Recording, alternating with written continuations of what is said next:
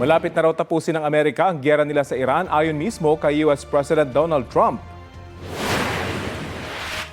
All I have to do is leave Iran, and we'll be doing that very soon, and they'll become tumbling down. I think we're 2 or 3 weeks. We'll leave. Sagot yan ni Trump sa tanong ng media kung paano pababain ang presyo ng langis. Sabi ni Trump, nakamit na ng Amerika ang layuning tanggalan ng nuclear weapons ang Iran. Nagbago na raw ang rehimen sa Iran at ang mga pumalit ay anyay mas rational. Nakikipagnegosasyon daw ang Amerika pero kahit walang kasundo ang mabuo ay posibleng silang umalis doon. Nauna nang sinabi ng Foreign Ministry ng Iran na may natatanggap silang mensahe mula sa Amerika pero hindi nila ito maituturing na negosasyon. Mula nang sumiklab ang giyera, hindi bababa sa 1,700 na ang nasawi sa Iran ayon sa International Federation of Red Cross at Red Crescent Society. 19 ang nasawi sa Israel na kaarid ng Amerika, kabilang dyan ang isang Pinoy.